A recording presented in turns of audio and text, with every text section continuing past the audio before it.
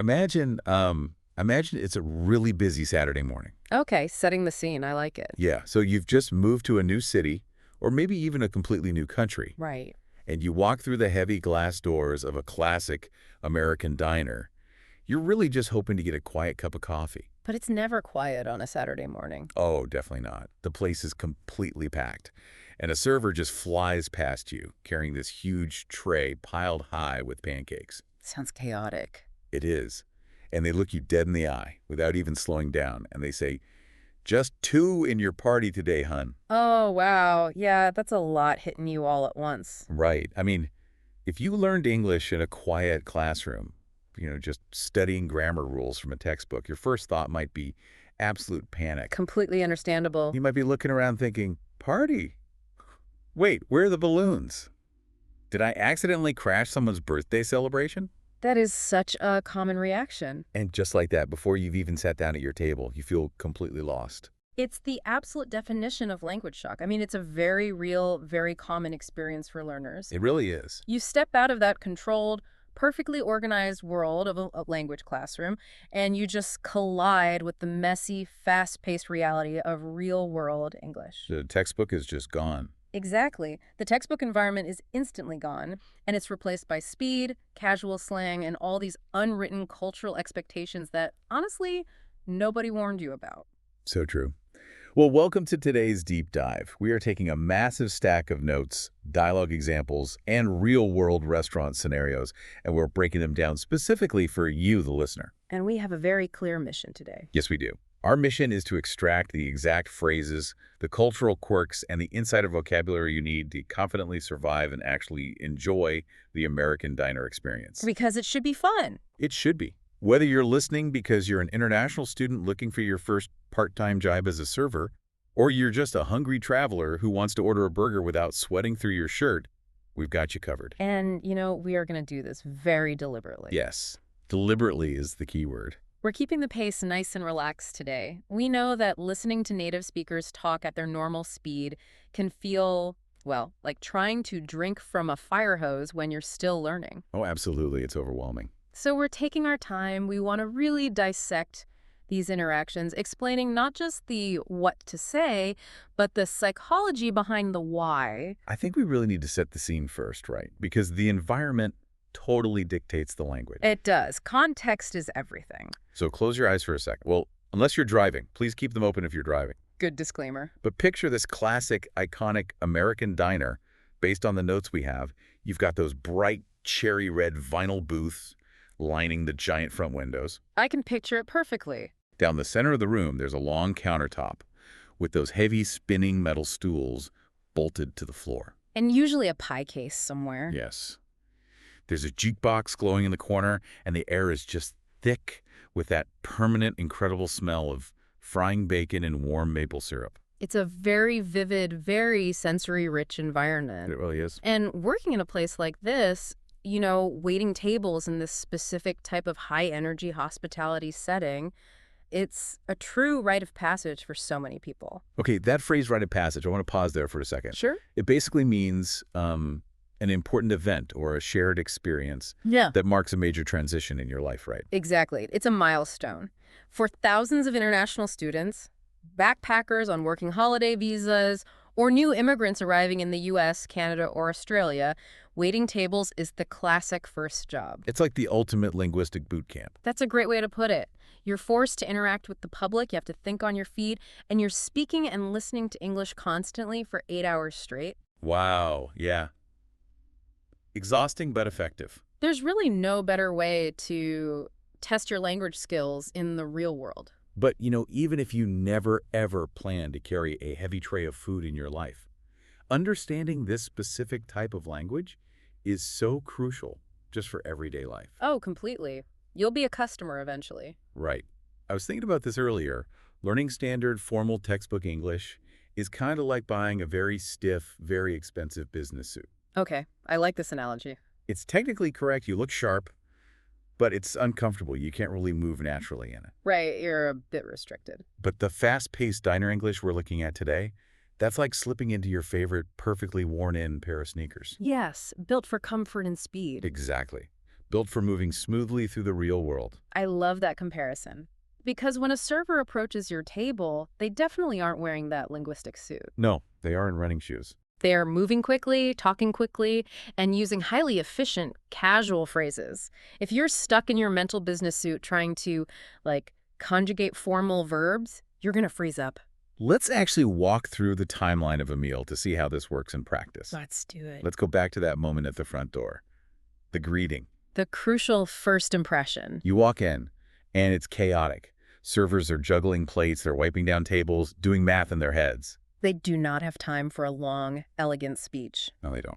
The greeting in an American diner requires a very specific balance. It has to be exceptionally warm and friendly, but simultaneously it must be highly efficient. Hospitality at lightning speed. Exactly. And this brings us back to that word you mentioned at the very beginning, party.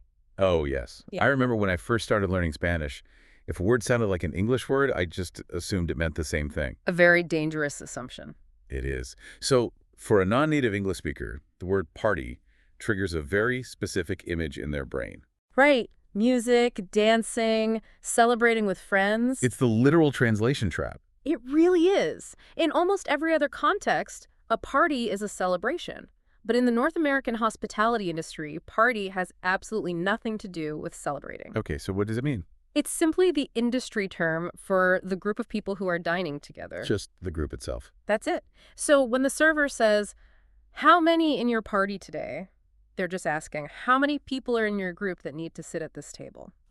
Okay, so a party of 4 is really just a family of 4 looking for some dinner. Precisely. It's such a smooth, professional phrase once you actually know what it means. It makes a lot of sense. But our notes actually highlight what you shouldn't say in this situation, which I found hilarious. Wow, this is a great example. Imagine you're a new server.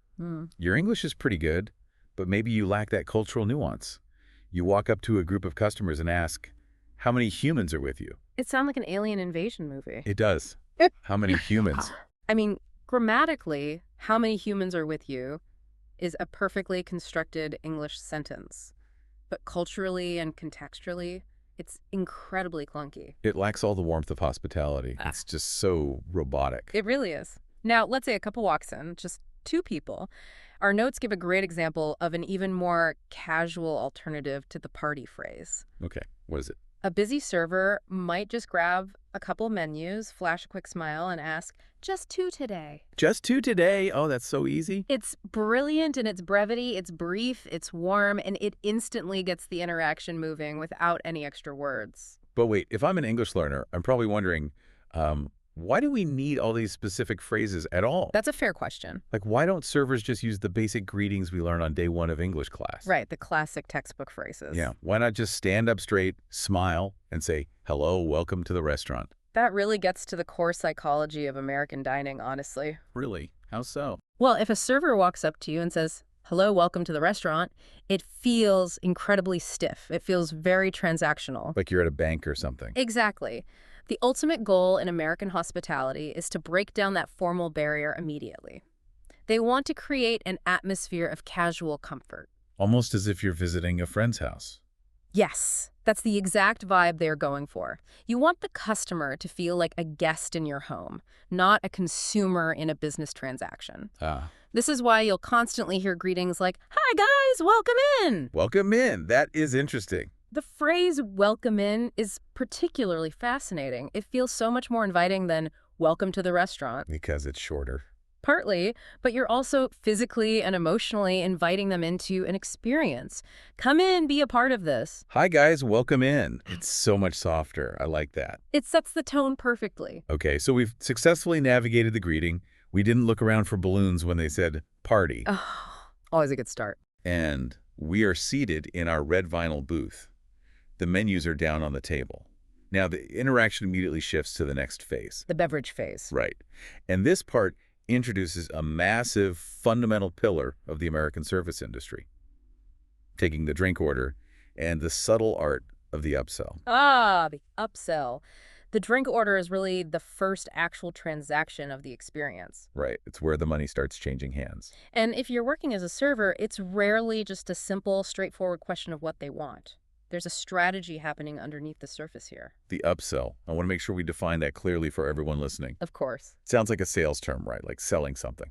It is absolutely a sales term, but in hospitality, it has to be executed very, very gently. You can't just be pushing products in their face. Exactly. An upsell is when a server guides a customer to purchase something slightly more expensive or encourages them to add an extra item they weren't originally planning to buy. But if it feels like a high-pressure car sales pitch, the customer will just get annoyed. They'll put up their guard immediately. It has to feel like a helpful suggestion. So how does that actually sound in practice? Because a server isn't going to walk up and say, please buy our expensive drinks today. Definitely not. Let's look at the phrasing provided in our notes for a great example of this. Okay. A very common, very smooth way a server will initiate this is by asking, can I start you off with something to drink? Maybe some iced tea or a lemonade. Okay, let's look at that sentence. Can I start you off with something to drink?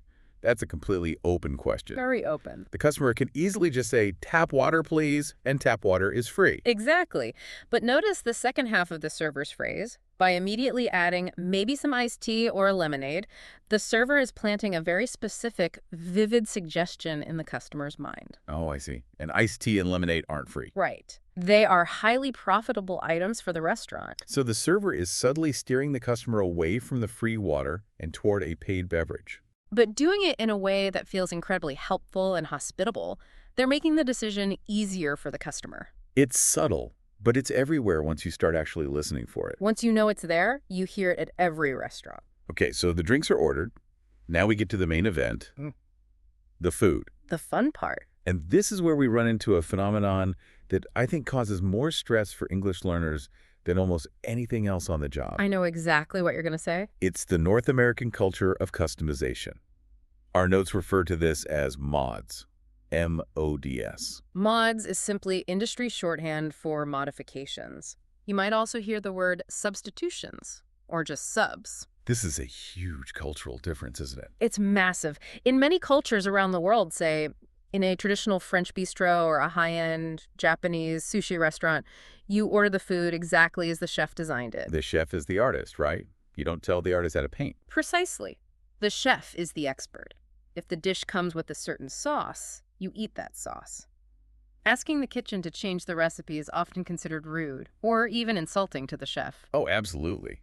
Try asking for extra ketchup on a traditional Italian pasta dish in Rome and see how the waiter looks at you. They might ask you to leave. But in an American diner, the menu is basically just a list of gentle suggestions. It's just a starting point. Americans have this deep-seated customer is always right mentality, which means they rarely order a menu item exactly as it's printed. It is highly individualized. People want what they want. Let's break down the extreme example provided in our source notes because it perfectly illustrates the sheer chaos a server has to navigate. This is a great example. Imagine a customer is ordering a basic cheeseburger. Right, but they don't just say, I'll have the burger, please. No, of course not. That would be too easy. They say something like this. I'll have the burger, medium rare, no pickles, extra onions, a side salad instead of fries, and please put the salad dressing on the side. Let's actually pause and unpack the sheer density of information in that one sentence. Seriously, especially for a non-native speaker trying to write this all down quickly on a little notepad. It's a lot of data. Let's take it piece by piece. First, the customer says medium rare. That dictates the internal cooking temperature of the beef patty. Right. They want it warm and red in the middle. Then we have no pickles, which means removing a standard default ingredient. Got it. And then extra onions means doubling another ingredient. Exactly. Then there's a side salad instead of fries. So they're completely swapping out the side dish that normally comes automatically with the meal. And finally, they add dressing on the side. Which is such a uniquely American obsession, right? It really is. The customer wants the vinaigrette or the ranch sauce served in a tiny, separate plastic cup rather than mixed into the salad leaves by the kitchen staff. Hearing all of that at full conversational speed, honestly, if I'm an English learner on my first week at the job, my brain would just shut down. You'd want to cry in the kitchen. I'd probably drop my pen and walk out the door.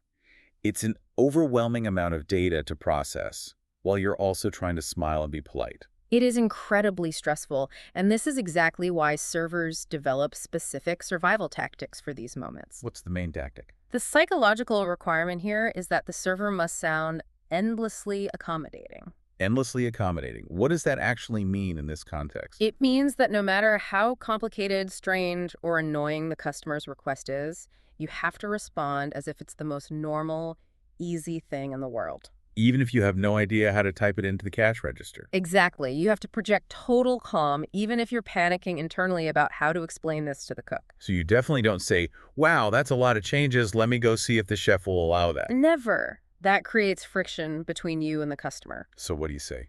Instead, our notes give us the perfect bulletproof response. The server simply smiles, nods, and says, "Sure thing, absolutely, we can do that." Sure thing. Absolutely. We can do that. It's almost like a verbal magic trick. It really is. It instantly reassures the customer that their highly specific, customized needs are entirely normal and completely handled. It diffuses any potential tension before it even starts. Exactly. But speaking of tension and confusion, our notes share a truly fantastic anecdote about what happens when you take American restaurant phrasing literally. Oh, the bottomless coffee story. Yes, this is the bottomless coffee story. I love this so much. This is a perfect example of how idiomatic language can completely derail a conversation. It leads to a very funny, but ultimately very educational misunderstanding. Let's hear it. So picture the scene. You've got a young server. Maybe they've just moved to the U.S. Their textbook English is technically very good, but they haven't learned the local restaurant slang yet. Very common scenario. They walk up to the table with a pot of coffee. The customer looks up and asks, "Excuse me, do you guys have bottomless coffee here?" And the server doesn't know the idiom. Right. So the server, looking totally perplexed, stares at the customer and replies, "No, sir. Our coffee has a bottom in the cup. Otherwise, it would spill everywhere." I mean, if you think about it logically, it's a completely brilliant and rational response. It really is. The server doesn't know the idiom, so their brain translates the words totally literally. They're picturing a ceramic mug with the bottom completely missing and hot liquid just pouring straight through onto the table and the customer's lap. Why would anyone want that? It sounds like a terrible prank. It does. So let's save our listeners from making this exact same mistake. What does bottomless actually mean when you're sitting in a diner? Good question. In the American restaurant industry, bottomless is a marketing term. It means free, infinite refills. You pay for the item exactly once. Okay, so let's say a cup of black coffee costs $3. Right. You pay your $3, and the server will continuously return to your table to fill that cup back up to the top for as long as you sit there. Wow, okay. You could sit in that booth for 4 hours, drink 8 cups of coffee, and your bill will still only be $3. So the cup is conceptually bottomless because the liquid inside it never actually runs out. You never hit the bottom. That makes so much sense now. And you'll see this with other items too, right? Oh, definitely. Bottomless fries at some burger chains or bottomless mimosas at a weekend brunch. That's incredibly important vocabulary to have. If you're a server, it saves you from a very confusing conversation about broken mugs. And if you're a customer, it literally saves you money. Right. If you know what bottomless means, you know you don't need to be afraid to ask for that second or third cup of coffee. You aren't being charged extra. It also provides a great general rule for language learners. Which is? Whenever you hear a phrase in English that sounds physically impossible or completely absurd, like a cup with no bottom, stop trying to translate it literally. Stop trusting the dictionary in your head. Exactly. It's almost certainly an idiom, and you have to look for the hidden meaning based on the context. That's a really great tip. All right, so we've survived the chaos of taking the order. The food is finally cooking in the kitchen. A brief moment of peace. But as a server, you can't just hide in the back room until the food is ready, right? You have to actively maintain the relationship with your table. You have to be visible. This leads us right into the middle phase of the meal. The mid-meal check-in, and eventually the delicate art of the graceful exit. Maintaining the table really is an art form. You have to be present without being annoying. Which is a tough balance. And our notes point out a very funny, almost universal law of the universe when it comes to being a server. Oh, yes. The universal law of the check-in. Ask anyone who has ever waited tables, and they will tell you this is 100% true. It's eerie how accurate it is. You can watch a table from across the room for 5 minutes, waiting for the absolute perfect moment to walk over. But somehow, the exact second you step up to the table and ask, "How is everything?" the customer has just taken a massive, giant bite of their burger. Every single time. Their cheeks are totally full of food. They physically cannot speak without being incredibly rude. And they just have to give you this weird, panicked thumbs up while chewing frantically. It never fails. It happens every single shift. But despite that awkward timing, the mid-meal check-in is an absolutely mandatory requirement in North American service culture. You cannot skip it. You have to make sure the food tastes good before they eat all of it, just in case something is wrong. So let's look at the specific language servers use to navigate this without sounding intrusive. The notes give us two really solid examples here. The first one, it's pretty straightforward. How is everything tasting so far? Very standard. But the second one is really interesting to me. Are we doing okay over here? I want to spend some time analyzing that second phrase. Are we doing okay over here? As a language learner, what immediately jumps out at you when you hear that sentence? Well, it's the pronoun. Exactly. The server uses the word we. They don't say, are you doing okay with your food? They say, are we doing okay? Right. Now, logically, why does the server include themselves in that pronoun? The server isn't sitting in the booth. No. The server isn't eating the French fries. I really hope they aren't eating my fries. So why say we? It's actually a very deliberate, highly effective psychological trick baked into the language. A trick? Tell me more. By substituting you for we, the server is actively creating a warm, team-like atmosphere. It subconsciously implies that the server and the customer are partners in this dining experience. Like it's a shared journey. Yes, exactly. It's almost like a verbal hug. It softens the entire relationship. Wow. It makes the interaction feel much less like a sterile business transaction and more like a shared human endeavor. If the food is cold, it's not just the customer's problem, it's a problem for us. It signals empathy. It's such a tiny word, but it completely changes the temperature of the conversation. I really love that. Very powerful. Now, inevitably, the food gets eaten, the plates are empty, and we arrive at what I think is often the most awkward part of any restaurant experience anywhere in the world. Closing at the table. Yes, paying the bill. It requires a very delicate touch. The cultural context here is key. In many European or South American cultures, for example, a customer might sit at a cafe table for 3 hours after they finish eating. Just drinking wine and talking. Exactly. And crucially, it is considered terribly rude for the waiter to bring the bill before the customer explicitly and sometimes aggressively asks for it. But the American diner model is totally different. Completely different. They rely on volume. They need to, as they say in the industry, turn the tables. Meaning they need the current customers to pay and leave so they can seat a new group of paying customers in that booth. Right. But you can't just march up to the table, drop a piece of paper with a price on it, point at the door, and walk away. That would be incredibly aggressive. It would ruin the entire hospitable experience you just spent an hour building. So you have to guide them toward the exit without making them feel rushed. It's a tricky balance. It is. Let's break down the phrasing our notes suggest for this exact moment. The first phrase is a classic two-part question. Can I get you guys anything else? Or are we ready for the check? Let's dissect the structure there. It starts with an offer of service, right? Can I get you guys anything else? Yes. Even though the server probably wants them to leave, they are still demonstrating care. They're offering dessert or maybe some more coffee. It maintains the illusion of infinite hospitality. Precisely. Then they gently pivot to the alternative. Or are we ready for the check? And there's that pronoun we again. Exactly. It makes the payment feel like a mutual shared decision, not a demand from the restaurant. That is so smart. The second phrase in our notes is even softer, I think. No rush at all, but here is the bill whenever you're ready. No rush at all is the critical cushioning phrase here. A cushioning phrase. Yeah. When a server places a bill on a table, the customer's heart rate naturally spikes a little bit.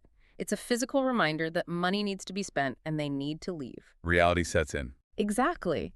By verbally saying no rush at all, the server is explicitly giving the customer permission to relax. It softens the physical action of dropping the check on the table. You know, it reminds me of the fade out at the end of a really good song. Oh, I like that analogy. The music doesn't just suddenly stop and leave you in dead silence. Right. That would be super jarring. Right. Instead, the volume slowly and gently fades down, giving your brain time to adjust to the fact that the song is ending. These phrases act exactly like that fade out. That's a perfect way to think about it. It transitions the customer smoothly out of the experience. It's all about smoothing the transitions and removing any sharp edges from the interaction. Now, to pull off all these smooth transitions, the greeting, the upsell, the check-in, the payment fade out, A server or a customer needs a specific set of tools. They need the right vocabulary right at their fingertips. Exactly. So let's reach into our back pocket. We're going to pull out some essential industry-specific vocabulary. These are what we call pocket words. Pocket words. Yes. These are terms that are deeply embedded in the culture of hospitality. When you use them correctly, you aren't just communicating a thought. You are instantly signaling to everyone around you that you belong. You're showing that you understand the insider culture. You're part of the team. We're going to take some time to unpack 5 essential terms from our notes. Let's dive deep into these because mastering them will make your life so much easier. Term number 1 is a brilliant idiom. In the weeds. That's I-N-The-W-E-E-D-S. In the weeds. If you learn only one phrase from the American restaurant industry, make it this one. Really? Just this one. Absolutely. If a server, a bartender, or a chef says they are in the weeds, it means they are currently drowning in tasks. They are completely, hopelessly overwhelmed. Yes. They have fallen deeply behind on their work, and they are struggling to catch up. The visual imagery of this phrase is so helpful for remembering it, I think. How so? Imagine you're trying to walk quickly across a field. If the grass is cut short, it's easy. You can see the path, you can run. Makes sense. But if you accidentally wander into a patch of tall, thick, overgrown weeds, plants that are tangling around your ankles, growing up to your chest, blocking your vision, you can't move. You're trapped. You can't see the way out. That physical feeling of being trapped and panicked perfectly describes a busy restaurant on a Friday night. It sounds like a nightmare. Imagine you have 4 tables all asking for their bills at once. The kitchen is ringing the bell because food is getting cold on the counter. You just dropped a tray of water glasses, and you still need to greet a brand new table. Wow. You can't see your way out of the stress. You are deeply in the weeds. So how do we deploy this phrase in real life? Our notes give a scenario of 2 coworkers passing each other near the kitchen. One server grabs the other and says, "Hey, can you please take table 12's drink order? I'm totally in the weeds right now." It acts as a highly efficient SOS signal, doesn't it? It does. You don't have to explain that you have 5 things to do. You just say the phrase, and your coworker instantly understands the severity of your panic and knows they need to step in and help. Okay, that's a stressful one. Let's move to a pocket word that is pure joy for a customer. Term number 2 is on the house. On the house. Everyone loves this phrase. When a food or beverage item is declared to be on the house, it means it is completely free of charge for the customer. Free. Yes, the financial cost of that item is being absorbed by the restaurant itself. In hospitality terminology, the business is traditionally referred to as the house. Now, restaurants are businesses designed to make money. Why on earth would they just give away free product? There are usually 2 strategic reasons for this: apology or loyalty. Okay, let's look at the apology scenario first. Say a customer orders a steak medium rare, but the kitchen accidentally cooks it until it's tough and gray. Oh no. The customer is frustrated, the server has to save the experience, so they bring out a fresh, perfectly cooked steak, and they also bring out a slice of expensive chocolate cake. Okay, damage control. Exactly. The server smiles and says, "I am so incredibly sorry for the delay with your meal. Please enjoy this dessert. It's completely on the house." It's a peace offering. It changes the customer's mood from angry to delighted. They feel like they won something. They got free cake. Exactly. And the second reason is loyalty. Maybe you go to the same neighborhood bar every Friday. The bartender knows you. They like you. Right. One night, you ask for the bill, and the bartender slides your favorite beer across the counter and says, "Don't worry about it tonight. This one's on the house." Oh, that makes you feel like an absolute VIP. It does. You will definitely come back next Friday, and you'll probably leave a huge tip. It's a small financial loss for the restaurant that pays off massively in long-term customer loyalty. Precisely. All right, let's look at pocket word number 3. This is a phrasal verb. To box something up. To box something up. To understand this phrase, we really have to talk about American portion sizes. Oh boy.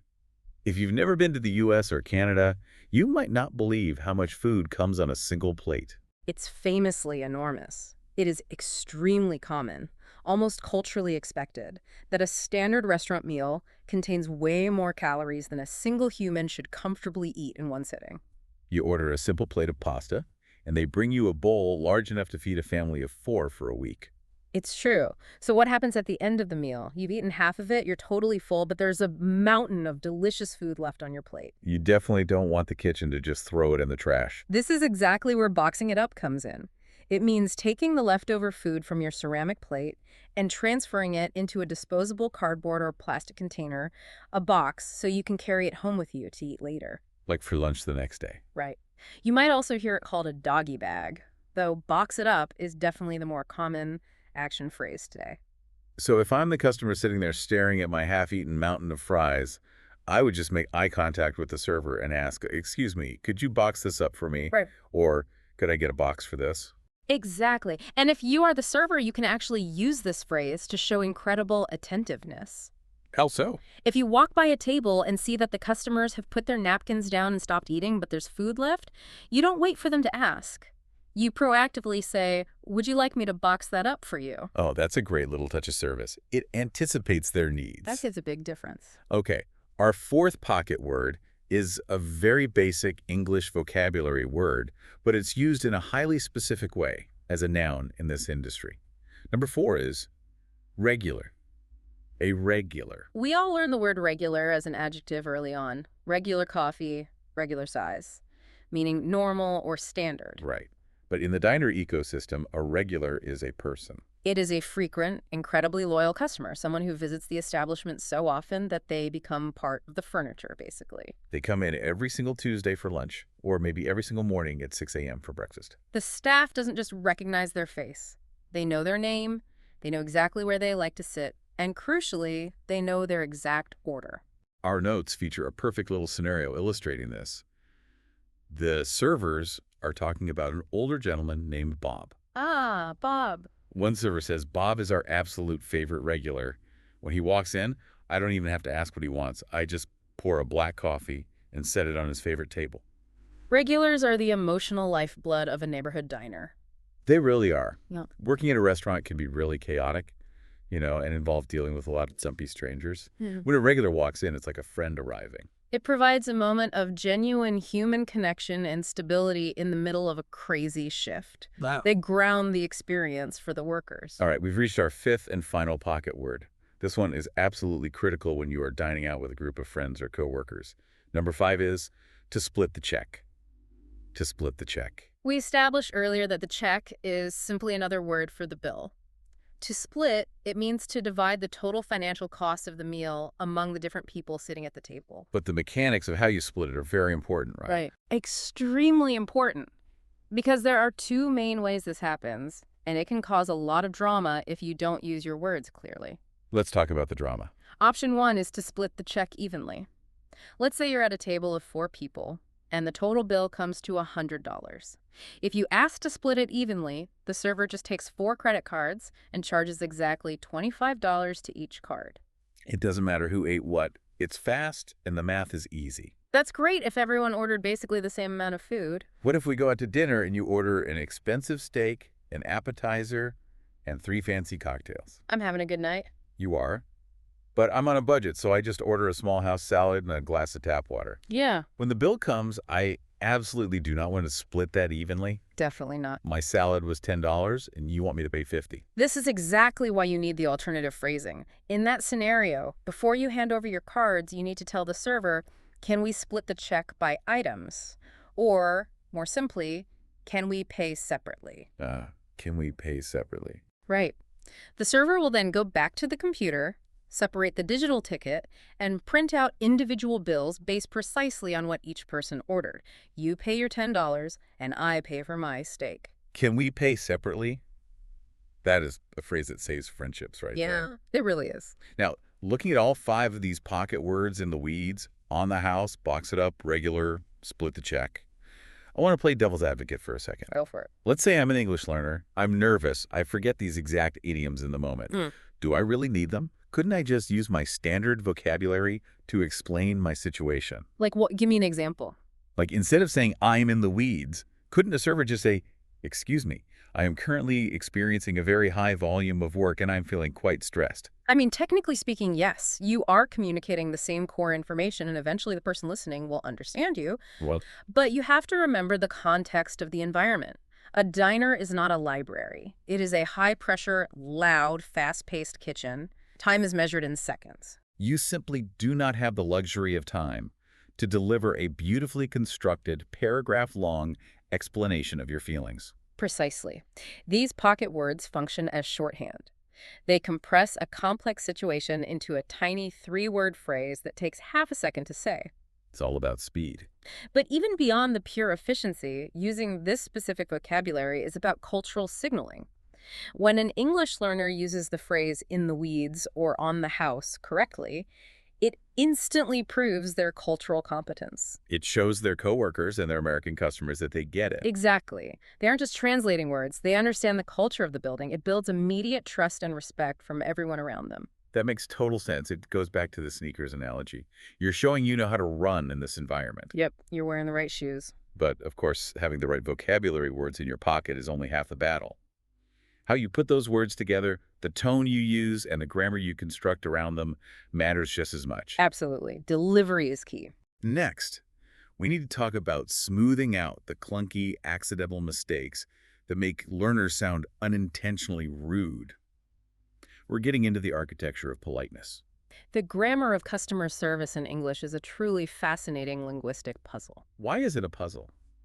Well, if we look at many other languages around the world, languages like Spanish, French, Japanese, or Korean, they often have a formal architecture of respect built directly into the verb conjugations. Oh, right, like in Spanish with tú versus usted. Exactly.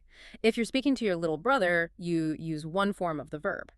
But if you're speaking to an elderly customer, you literally change the structure of the word to denote respect. The politeness is mathematically coded into the language. The word itself does the heavy lifting. Exactly. But English lacks this formal verb structure. We just have one version. Right. The verb to be or to want remains exactly the same whether you are talking to your best friend, a stray dog, or the President of the United States. That's a funny way to think about it, but it's true. Because we don't have polite verbs, politeness in English relies almost entirely on adding extra cushioning words, using modal verbs like would or could, and changing our tone of voice. We have to artificially build an architecture of politeness. We have to wrap our direct questions in bubble wrap so they don't hit the listener too hard. Bubble wrap. I like that. Let's look at how this works by upgrading some very common, very clunky mistakes from our notes. Mistake number 1 happens right at the beginning of the meal. Taking the order. Okay, lay it on me. The clunky version is a server walking up with their notepad and asking, "What do you want?" Or, "What do you want to eat?" Ouch, let's analyze that. Grammatically, what do you want is a flawlessly constructed English sentence. It features a subject, a verb, and it asks a clear, direct question. But if I'm sitting in a diner and a server walks up, looks down at me and says, "What do you want?" I would instantly feel like I had offended them. It sounds incredibly aggressive. It really does. It sounds impatient, like a parent scolding a child, and it's absolutely zero cushioning. It is far too direct for a hospitality setting. It demands information rather than offering service. So how do we rebuild this to sound smooth and polite? We change the focus from the customer's desire to the server's helpfulness. The smooth, professional upgrade is, "What can I get for you today?" Or, "Are you guys ready to order?" Just listen to the rhythm of that. Yeah. "What can I get for you today?" It completely shifts the dynamic. It inherently implies a service-oriented mindset. I am here to fetch things for you. It's polite, it's soft, but it still gets the exact same information. It's a vital upgrade.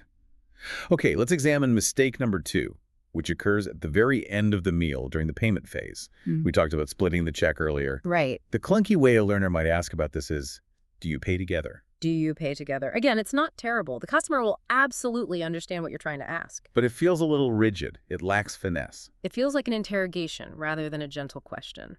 The smooth upgrade for this scenario is practically a required script for every single server in North America. It's so common, it's almost a reflex. It is. The phrase is, "Will this be together or separate?" Will this be together or separate? It has such a nice bounce to it. It presents the customer with clear, easy options without demanding they explain their financial arrangement. It's so ubiquitous that, as a learner, you shouldn't even think about the grammar. Just memorize that entire phrase as one single block of sound. Yeah. Together or separate. Treat it as one giant vocabulary word. Just deploy it when the bill comes. Okay, let's look at upgrading mistake number 3. This one is my absolute favorite because it deals with a moment of high vulnerability. Missing information. Oh, this is a good one. Imagine a customer asks a highly specific question. Excuse me, does this specific salad dressing contain dairy?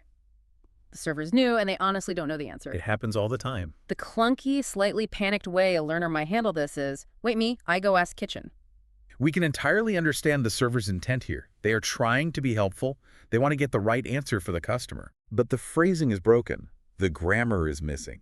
And the abruptness of it gives the impression that the server is panicked and simply running away from the table. It totally exposes your lack of knowledge. It makes you look untrained. So how do we smooth this out? The professional bulletproof upgrade is, let me check on that for you, or I'll find out for you right away. Let me check on that for you. It's a masterclass in reframing a negative situation. It really is. I really want to emphasize why I love this phrase so much. It completely flips the power dynamic of the conversation. How do you mean? Break that down. Well, the clunky version, wait me, I go ask, makes it blaringly obvious that you are ignorant. It makes you look slightly incompetent, which damages the customer's trust. It's true. But when you pause, smile, and say, let me check on that for you, it doesn't sound like you're ignorant at all. It sounds like you are actively, deliberately doing the customer a special, personalized favor. You are taking on a mission on their behalf. Yeah. That is a brilliant psychological observation. You are transforming a moment of weakness, not knowing the menu, into a display of premium customer service. You are framing your lack of knowledge not as a failure, but as an opportunity to serve them better. It's linguistic magic. It really is. Okay, so we spent a lot of time building our toolkit. We know the pocket words, we understand the cultural quirks, and we've polished our phrasing with the architecture of politeness. We are fully equipped. Now it's time to see how this all operates in the wild. We're going to put every single piece together in a masterclass role-play breakdown. Our notes provide a fantastic, comprehensive transcript of a full interaction for this. It really sets the scene well. We have an exhausted diner server named Mark, who is clearly deep in the weeds on a busy shift, interacting with a customer named Sarah, who is friendly, but quite indecisive about what she wants. It's the classic diner dynamic. We're going to treat this like sports commentators breaking down a game tape. I love it. Let's walk through the interaction chronologically. It starts with the order, and immediately, Sarah introduces the famous mods. She wants a classic burger, but true to American individualist culture, she doesn't just want the burger as printed on the menu. Of course not. She looks at Mark and says, I really don't like tomatoes. Can I substitute the tomatoes for extra pickles? And this is where we watch Mark's survival tactic kick in. He has to sound accommodating no matter what. He doesn't sigh or roll his eyes. He responds smoothly. Yeah, absolutely. We can sub those out for you. Notice how casually he uses sub out, the phrasal verb for substitute. It keeps the tone light and easy. But Sarah isn't done. A second later, she changes her mind about her side dish. She decides she wants onion rings instead of regular fries. Mark rolls with it perfectly. He writes it down, grabs the menus, and heads to the kitchen. But then, as happens in almost every single restaurant shift, we hit the crisis. A shift isn't complete without a crisis. We jump forward 20 minutes. Mark carries the tray to the table and sets the plate down. Sarah looks down at her food, looks up at Mark, and says, Oh, I'm so sorry. My burger has regular fries on the plate. I thought I ordered onion rings. This right here is the critical make-or-break moment in hospitality. The moment of truth. The customer is disappointed, the order is factually wrong, and the server is already busy and stressed. How Mark reacts in these next 5 seconds determines whether Sarah leaves a bad review online or whether she leaves a massive tip. Let's dissect Mark's flawless handling of this mistake, because this is what a masterclass looks like. He executes a perfect 4-step recovery strategy. Step 1. He owns the mistake immediately. Yes. The very first words out of Mark's mouth are, Oh, I am so sorry, that is my mistake. There is no arguing with the customer. There is no investigating who is to blame. Even if Sarah actually forgot to order them, or even if the kitchen plated the wrong item, Mark takes the blame himself. Taking immediate ownership instantly de-escalates any potential frustration or anger from the customer. You can't be mad at someone who is already apologizing. It's a great de-escalation tactic. Step 2. Mark uses insider vocabulary to quickly, humanly, explain the delay. He says the kitchen is completely in the weeds right now, and I just didn't catch that. By using the pocket word, in the weeds, Mark gives Sarah a tiny peek behind the curtain. He humanizes the sterile restaurant environment. He's subtly saying, we are struggling back here, we are overwhelmed. It shifts the customer's emotion from annoyance to sympathy. They realize the workers are just human beings having a hard night. Step 3. Mark uses our magic phrase to fix the problem without looking panicked. He doesn't say, wait, I go get. No, he says, let me check on that for you, and I'll bring out a fresh plate of onion rings right away. Again, he's framing the fix as a proactive, calm service rather than a frantic scramble to correct an error. And finally, step 4, the absolute master stroke that seals the deal, the peace offering. As he takes the incorrect plate away, Mark says, don't worry about paying for your drinks tonight. The Diet Coke is on the house. On the house, he deploys the ultimate pocket word. He provides a small, free item which costs the restaurant almost nothing to entirely smooth over the emotional bump of the mistake. It works perfectly. The crisis is averted. Sarah is delighted. We then observe the seamless fade out at the end of the meal. Mark asks about dessert, but Sarah is too full. So she uses her own pocket word and asks, could I actually just get a box for this? She's boxing up the rest of the burger to take home. Then they navigate the payment. Mark returns with the checkbook and uses the golden script. No rush at all, but will this be together or separate today? And Sarah responds, we can just split the check evenly. The entire transaction, from the greeting to the error recovery to the payment, is completed using exact, culturally appropriate phrasing. It's a beautiful dance when it works correctly. I have to highlight a major insight from the notes regarding this role play. In the commentary, Sarah mentions that she would absolutely leave a 20% tip for Mark's service. And what is so amazing about that is that Mark earned an excellent tip despite making a mistake. Right. In fact, you could argue he earned it because of the mistake. It's the great paradox of good service. Customers do not actually expect robotic perfection. They expect to feel cared for when things go wrong. Mark earned that tip because he used the on-the-house trick. He used smooth phrasing, and he effortlessly recovered a stressful situation. Watching a professional handle a problem gracefully is often more impressive to a customer than if the order had just been correct the first time. It proves competence. It's a profound lesson about human nature, really. It is. So we've covered an immense amount of ground today. Let's start pulling all these threads together as we wrap up our deep dive. We truly have.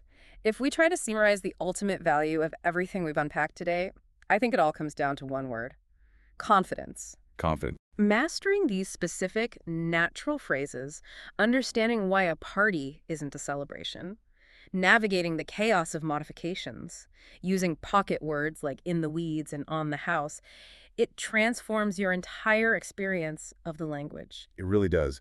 It transforms you from a stressed, anxious English learner, trapped in that stiff, uncomfortable textbook suit, into a confident, natural speaker walking comfortably in their favorite sneakers. Yes. Whether you're literally carrying a tray of pancakes to a table to earn your paycheck, or you're just sitting in the booth trying to order a coffee, you now have the tools to belong in that environment. You aren't just surviving the interaction, you're driving it.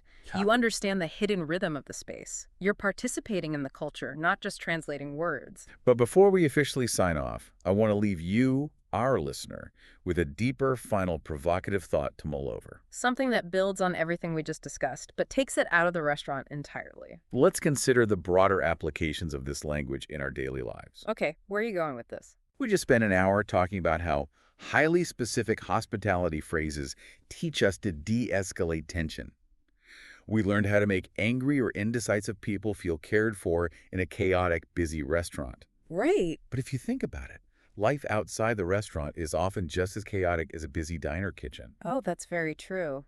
So how might adopting some of this customer service phrasing improve how we handle conflicts and miscommunications in our own everyday personal lives? That is a fascinating angle, taking the architecture of politeness home with you.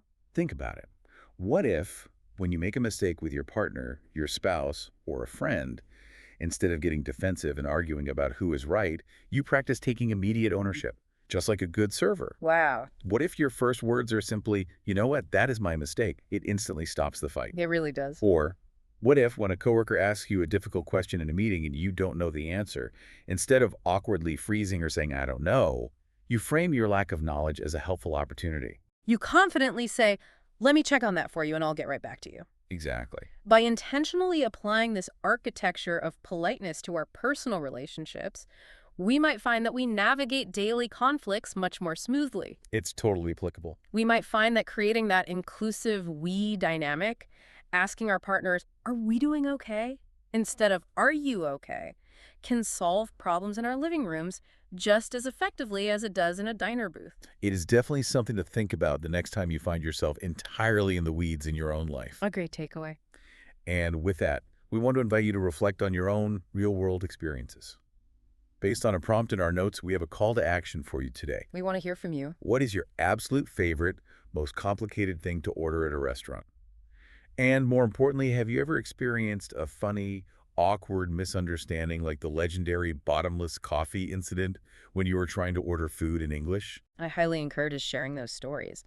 Those moments of confusion and embarrassment are often where the deepest, most permanent language learning actually happens. Exactly. Embrace the mistakes. Yeah. So remember, learning standard, grammatically perfect English is a great foundation, but sometimes to really connect with people in the real world, you need to take off that stiff suit, slip into your comfortable sneakers, slide into that red vinyl booth, and just order the burger with extra pickles. Well said. We will see you next time on The Deep Dive.